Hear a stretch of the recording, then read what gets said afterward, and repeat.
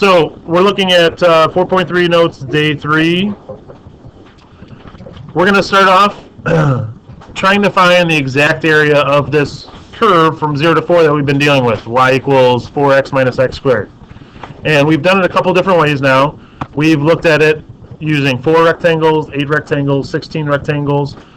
Now we're going to do it using n rectangles. So we're going to do it in general.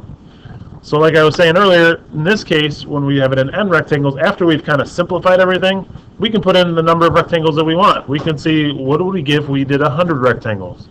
What would we get if we did 1,000? So that we're not doing the work over and over again like we have been a couple times now. Once we get this formula, we can put in any number of rectangles that we want and get that estimation. So to find the area of each rectangle, we have to take the base of the rectangle times the height of the rectangle. Right? Pretty basic geometry. The base of each rectangle will be the same for these examples. So to find the base, think about how we found the base of the last one.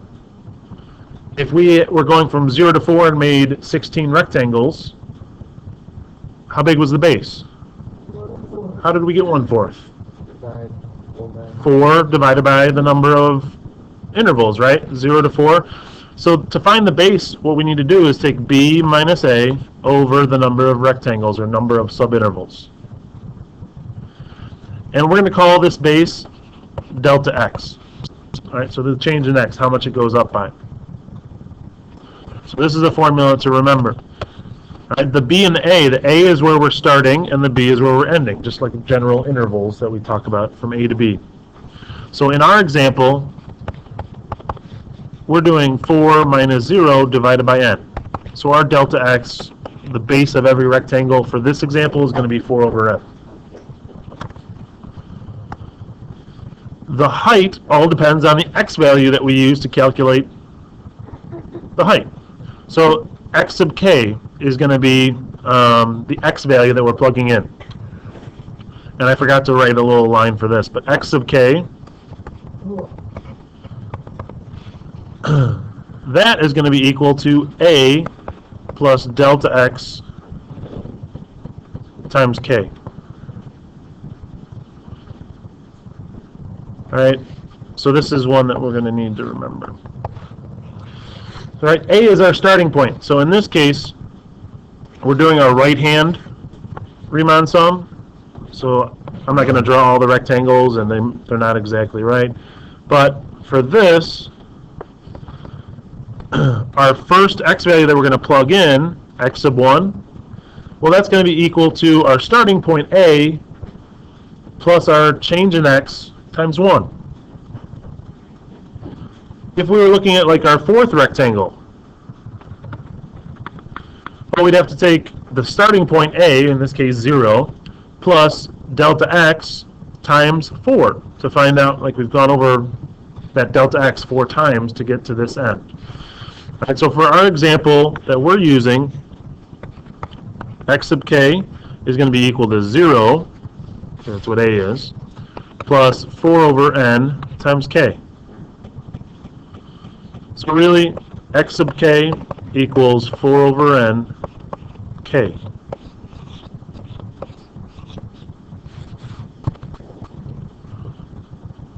No, not 401k, 4 over nk. We're not getting any money out of this, sorry. Alright, so the height, to find out the height, we have to put that x sub k into our function. So the height is going to be f of x sub k.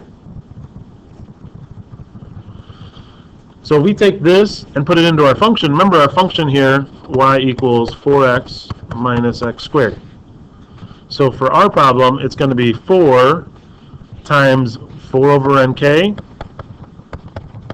minus 4 over nk squared. All right, so that's for this one in particular. All right, we're just plugging it into that equation. Well, the sum of all those rectangles, we're taking the sum from k equals 1 to n of the base times the height. So the base is delta x times the height, which is f of x sub k.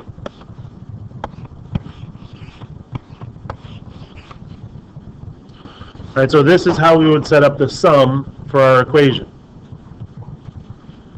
So let's go ahead and set it up for this particular example. We're trying to find the sum from k equals 1 to n, because we're going to do it in general, and then we can plug in whatever number of rectangles or subintervals that we want.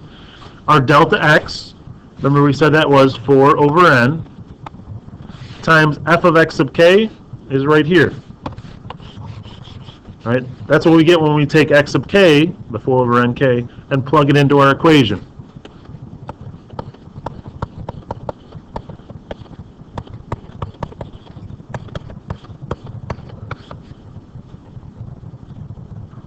All right, so here's our sum to start off with. Now, we want to figure this out. We need to simplify this. What's going to happen is we're going to do a lot of algebra, and we're going to pull in some of the things that we've learned recently, or reviewed really, from pre-calc, our sums, some of those sum formulas, and then we're actually, at the very end, going to pull in some calculus and come up with a really big concept in calculus, finding the area under the curve. So let's start off with some of our algebra here. I'm just going to go ahead and kind of simplify inside the parentheses. We're going to take the sum from k equals 1 to n of 4 over n times, well, if I multiply this, I'm going to get 16 over n times k, minus, if I square this, I get 16 over n squared, k squared. Now, one thing I forgot to kind of mention here at the beginning that we want to keep in mind. In this case, I know it looks like we have two variables, n and k. N is actually a constant. All right, we just haven't determined what we want to put in for that constant yet. So we want to think of n as a constant. K is our variable.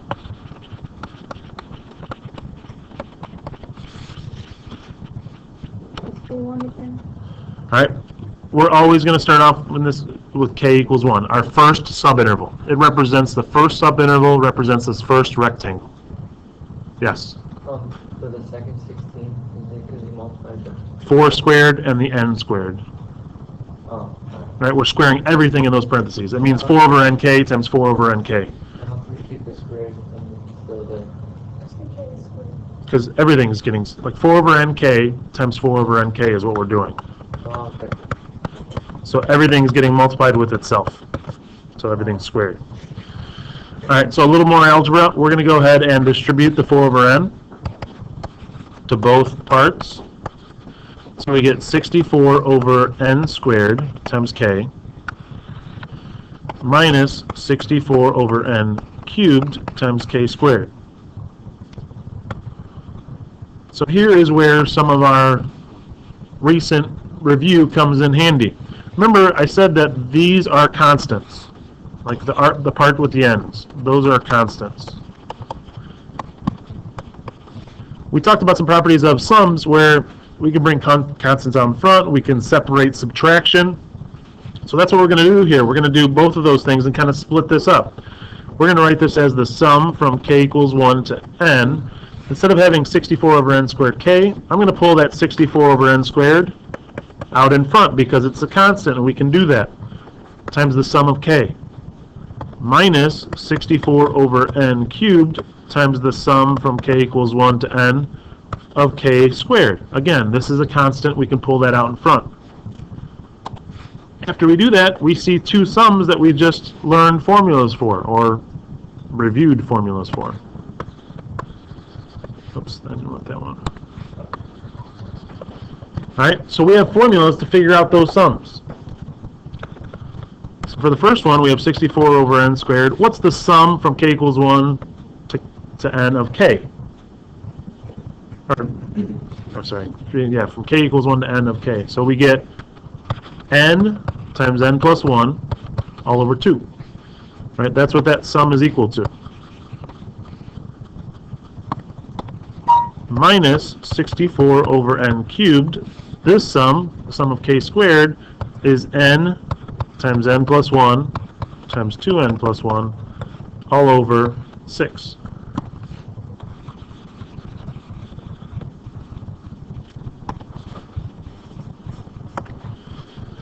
All right, so we did a little pre-calc / calculus stuff. Now we're back to some more algebra stuff. We need to go ahead and kind of simplify things a little bit. So this n, we have an n up here, n squared. We can cancel out the squared, cancel out that n. 64 over 2, we can simplify this to 32 over 1. So all we have left over here is 32 times n plus 1 over n. So I'm going to go ahead and distribute that 32. We get 32n plus 32 all over n. Minus, over here, we can cancel out one of these n's, so it's an n squared. That n's gone. 64 over 6, we can simplify that, divide both of those by 2, so we have 32 over 3. So on this one, I'm going to go ahead and save us some writing. I'm going to go ahead and distribute this stuff out. We still have the 32 out in front. We still have the 3n squared on the bottom, but if we multiply these two binomials out, n times 2n, we get 2n squared, plus n plus 2n, so we get 3n, and then plus 1.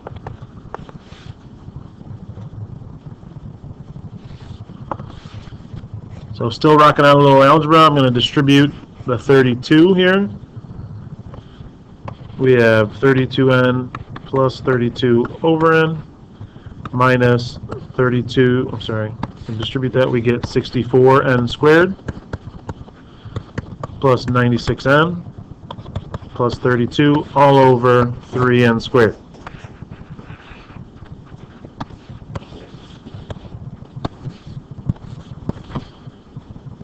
Alright, a little more algebra. We've done this recently where if we have like an expression over one term, we can kind of split that up. This 32n plus 32 over n, we can split it up into two fractions. Alright, we can rewrite that as 32n over n plus 32 over n.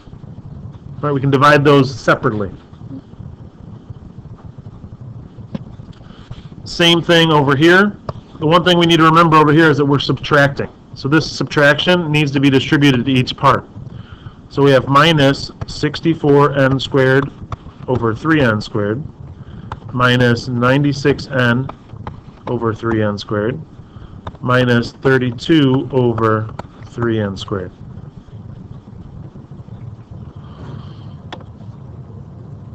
So a little simplifying again. N's cancel out here. N's cancel out here. One of the n's cancels out here. And then this one, 96 over 3, we can simplify that to 32 over 1. So let's see what we have left here. We have a 32 plus 32 over n minus 64 over 3 minus 32 over n minus 32 over 3n squared. So a little more canceling out here, step by step. The 32 over n's subtract to give us 0. So this is what we're left with after all that fun. This formula basically gives us the area under that curve using n equal subintervals, so n rectangles. So if we wanted to now, remember how we did this with 4 rectangles already? We could put 4 in for n, and that's going to give us our answer that we got earlier. We could put the 8 in that we did, or the 16 in that we did, and get those answers. So now by doing this once really big, long, ugly problem, we can figure out however many rectangles we want to use in this situation. So we talked about how the more rectangles we use, the better it is, right? The more accurate. So forget 16, let's put 100 in for n, or 1,000. Or, big calculus moment, what if we take the limit as n approaches infinity? Oh, are those happy groans I hear? Alright, the limit as n approaches infinity of 32 minus 64 thirds minus 32 over 3n squared is actually going to give us the exact area under that curve.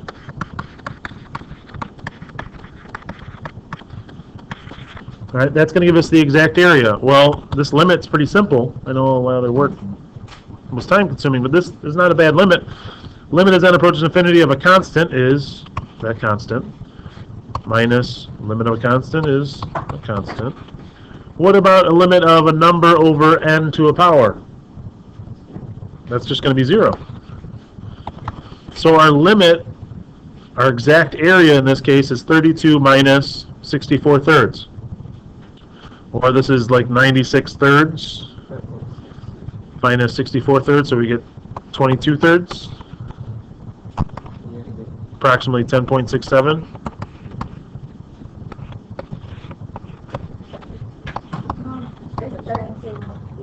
Oh, 32? Yeah. Thanks for calling me out on video. All right. Yeah.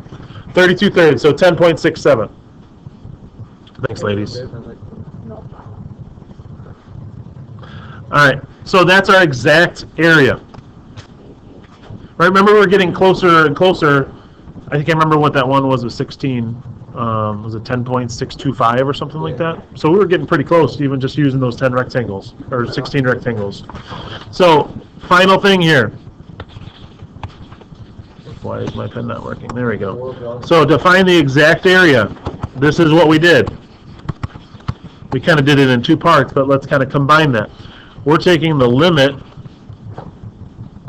as n approaches infinity of that sum that we did. K equals 1 to n of delta x times f of x sub k.